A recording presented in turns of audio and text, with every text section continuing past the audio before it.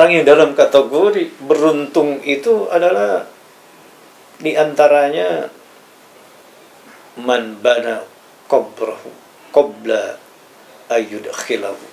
Orang yang sempat membangun kuburnya sebelum dia memasuki ke dalam kubur. Apa yang dimaksud membangun kubur di sini? Di antaranya adalah melihat kepada hadis Nabi kita Muhammad SAW dalam kitab Daqaiqul Akhbar.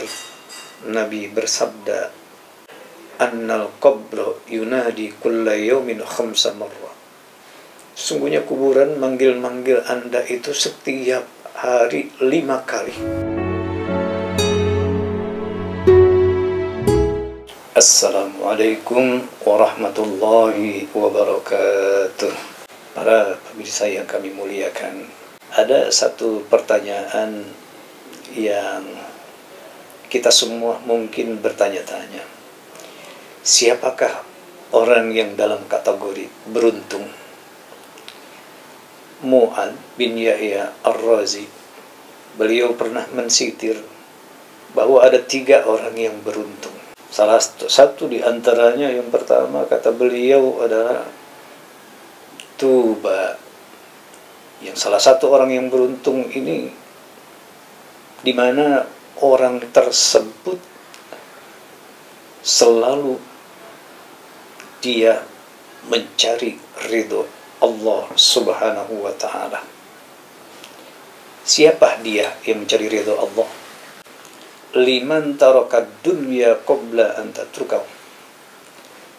Yang pertama adalah orang yang meninggalkan dunia sebelum dunia meninggalkannya.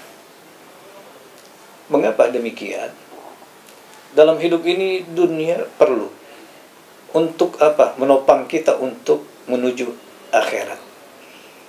Dan ketika harta yang kita miliki digunakan untuk di jalan Allah, sebelum harta itu habis dibelanjakan untuk yang tidak manfaat, maka dia dalam kategori orang yang beruntung. Apakah ada orang yang ditinggalkan dunia? Ada. Mereka belum sempat belanjakan harta tersebut di jalan Allah, tetapi harta sudah meninggalkannya. Ini orang yang kurang beruntung. Kita semua berharap pandai-pandailah bahwa harta yang merupakan amanat untuk terus kita belanjakan di jalan Allah. Bahkan keuntungan orang yang membelanjakan di jalan Allah harta yang dia miliki, setiap pagi ada 2 malaikat yang selalu berdoa. Malaikat yang pertama berdoa, Allahumma a'ti munfiqan khalafa, Allahumma mumsikan talaba. Malaikat yang pertama berdoa kepada orang yang mau membelanjakan hartanya di jalan Allah, ya Allah, berikanlah ganti kepada orang yang telah menginfakkan hartanya di jalan Allah, dan tahanlah orang yang menahan hartanya di jalan Allah. Yang kedua, orang yang dalam kategori beruntung itu adalah diantaranya man bana qabrahu qabla ayyudkhilahu. Orang yang sempat membangun kuburnya sebelum dia memasuki ke dalam kubur. Apa yang dimaksud membangun kubur di sini? Di antaranya adalah melihat kepada hadis Nabi kita Muhammad SAW dalam kitab Daqaiqul Akhbar. Nabi bersabda, annal qabra yunadi kulla yawmin khamsa marrah. Sungguhnya kuburan manggil-manggil Anda itu setiap hari 5 kali. Tiap hari kita dipanggil oleh kubur itu 5 kali. Yang pertama, panggilan kubur itu adalah ana baitul wahdah faj'al laka munithan. Qiraatul Quran. Aku ini adalah rumah sendirian, maka buatlah teman penghiburmu di saat sendirian itu, yakni dengan sering membaca Al-Quran.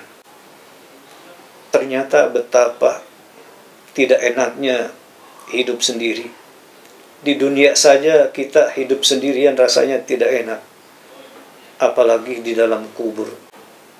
Tapi jangan khawatir bagi orang yang rajin membaca Al-Quran. Teman kita di dalam kubur itu adalah Al-Quran. Subhanallah. Sering-seringlah baca Al-Quran. Kalaupun kita tidak sanggup 1 hari 1 juz, upayakan beberapa ayat. Insya Allah bermanfaat.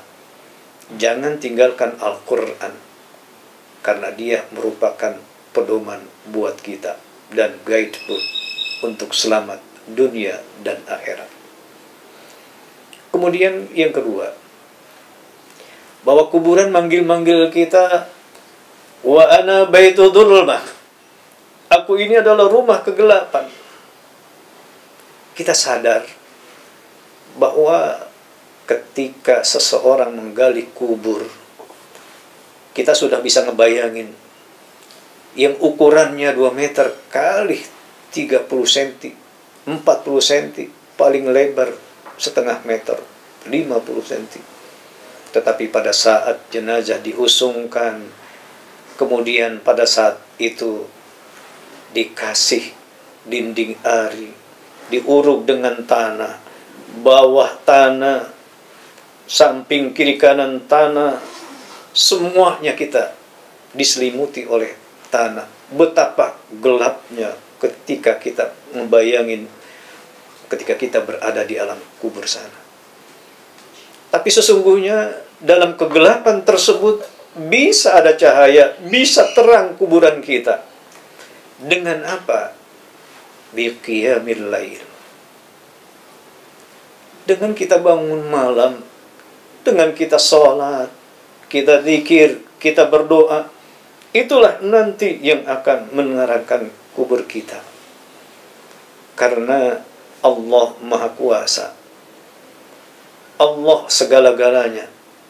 Ketika kita sanggup untuk membangun kubur dengan cara kita menggiatkan diri kita beribadah di saat orang lain sedang lelap tidur, tapi di saat itulah kita mengadukan hal kita di hadapan Allah, jaminannya Allah akan terangkan kuburan kita.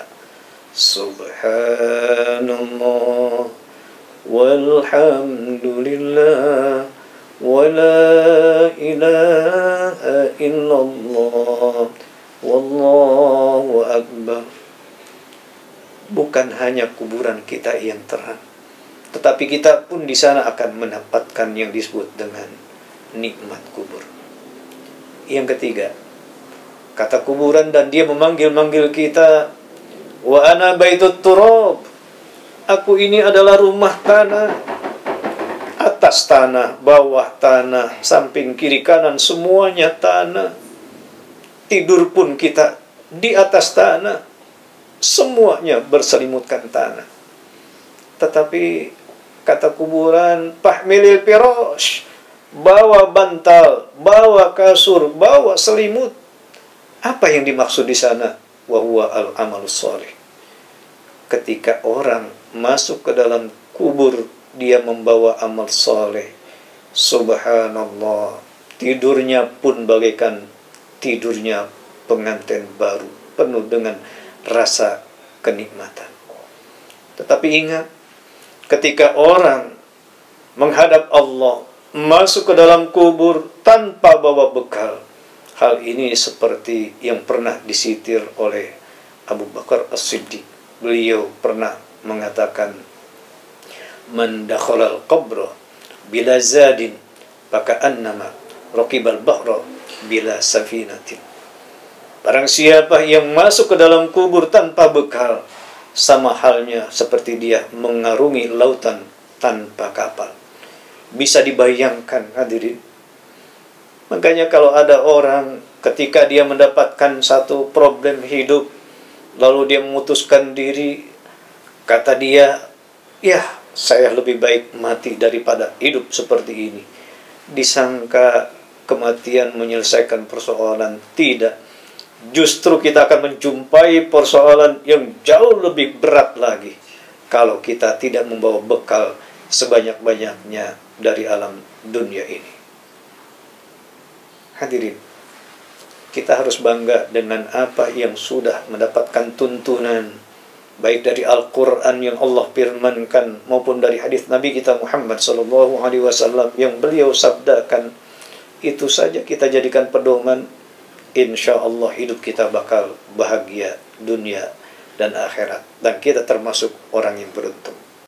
Dan yang keempat, wa ana baitul afa'i, aku ini adalah rumah ular. Ular yang siap menyantap, ular yang siap untuk menyiksa.